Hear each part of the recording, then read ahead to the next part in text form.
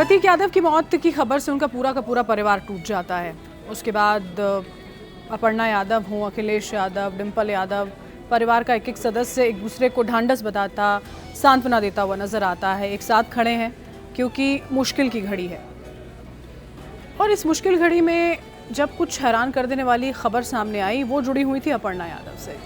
दरअसल जैसे ही प्रतीक यादव की मौत की खबर आती है तो ये पता चलता है कि अपर्णा यादव बाहर हैं, घर पर मौजूद नहीं हैं। और आपको याद होगा उनको पहुंचने में भी कुछ समय लगा था जब अंतिम संस्कार प्रतीक यादव का होना था। इसको लेकर अपर्णा यादव को सोशल मीडिया पर ज़बरदस्त तरीके से ट्रोल किया गया। ये कहा जा रहा था कि जब अपर्णा यादव को ये पता था कि उनके पति प्रतीक यादव इतने ज़्यादा बीमार हैं, उन्हें उनकी इतनी ज़्यादा ज़रूरत है, तो वो कैसे असम या सोमनाथ में जाकर घूम रही हैं, या चाहे वो अपने पर्सनल काम ही कर रही हों, लेकिन ऐसा कर क्यों रही हैं। मतलब ये है कि अगर वो महिला हैं तो उन्हें उस दौरान बाहर जाने का अधिकार नहीं था, अपना कोई काम करने का भी अधिकार नहीं था। सोशल मीडिया की अगर माने तो उसका जो बॉटम लाइन है वो यही समझ में आता है। इसके अलावा जब पूरी की पूरी प्रक्रिया वहाँ पर चल रही थी, पार्थिव शरीर वहाँ पर था, परिवार के लोग हैं, राजनीतिक जगत से जुड़े हुए लोग वहाँ पर सांत्वना देने के लिए पहुँच रहे हैं, ढांढस बनाने के लिए पहुँच रहे हैं। अपर्णा यादव अपनी 2 बेटियों के साथ वहाँ पर चुप खड़ी नजर आती हैं, तो सोशल मीडिया को वो भी रास नहीं आया। ये उन पर आरोप लगा दिए गए कि उन्हें तो किसी तरह का कोई दुख गम है ही नहीं, क्योंकि वो रो नहीं रही थी। अपर्णा यादव वहाँ पर मौजूद हैं, अपनी बेटियों को सहारा दे रही हैं, उनके साथ खड़ी हुई हैं एक मजबूत माँ बनकर।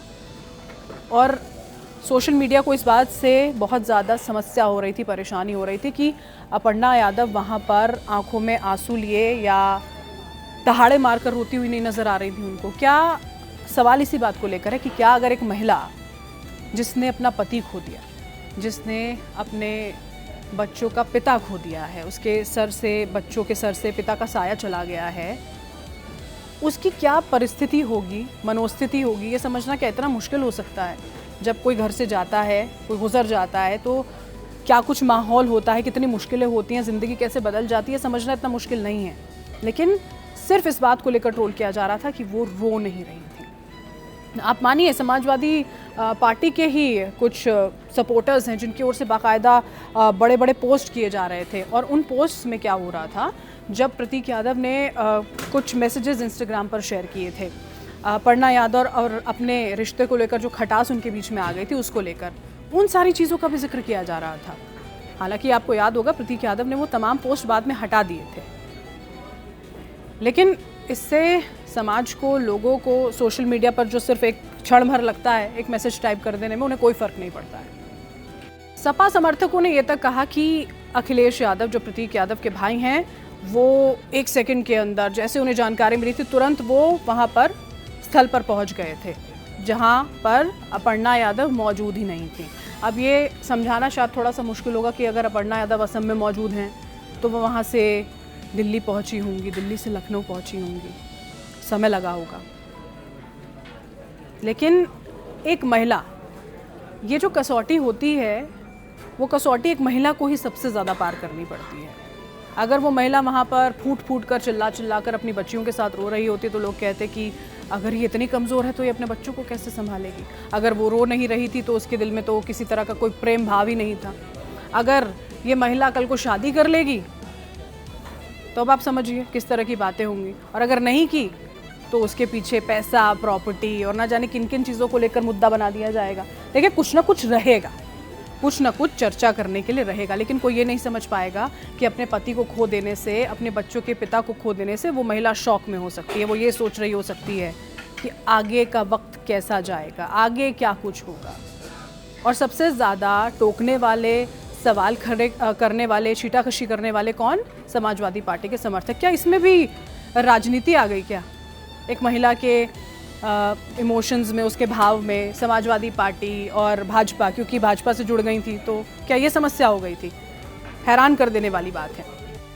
ये पेट्रियार्कल बिहेवियर जो होता है वो महिलाओं पर लागू हो जाता है आकर, कि आपको एक पर्टिकुलर तरीके से ही बिहेव करना होगा, और अगर आप वैसे नहीं करते हैं जैसे कि आपसे दुनिया चाहती है, जैसा कि लोग चाहते हैं, अगर आप नहीं करेंगे तो फिर सब खराब है, सब बेकार है।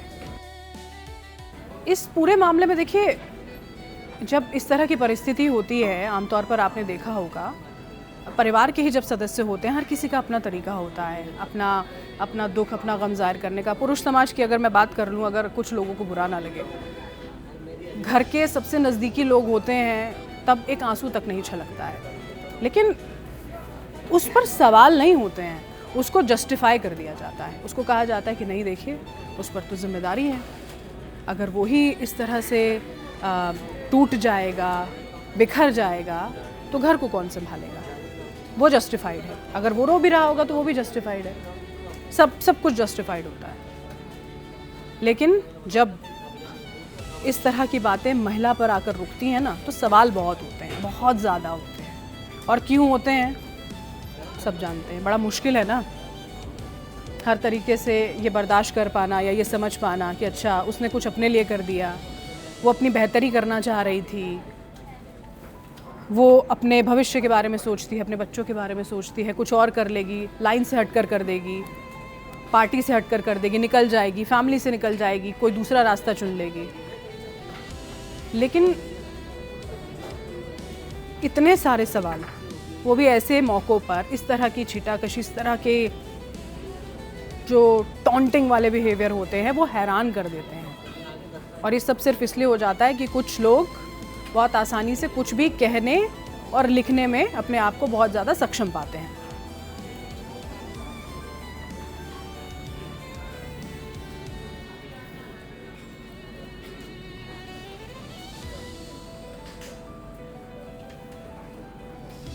इस तरह के मामले हों और किसी महिला को अगर थोड़ा सा ह्यूमन, सिर्फ ह्यूमन एंगल से देख लिया जाए, ह्यूमन समझ लिया जाए, तब शायद इस तरह की ट्रोलिंग ना हो, इस तरह की समस्याएं भी ना हो और इस तरह के सवाल भी ना हो। अगर हम थोड़ा ह्यूमन एंगल से सोचेंगे और अगर आप भी सोचेंगे तो बता पाएंगे कि कितना सही था ये और कितनी ज़रूरत थी इसकी।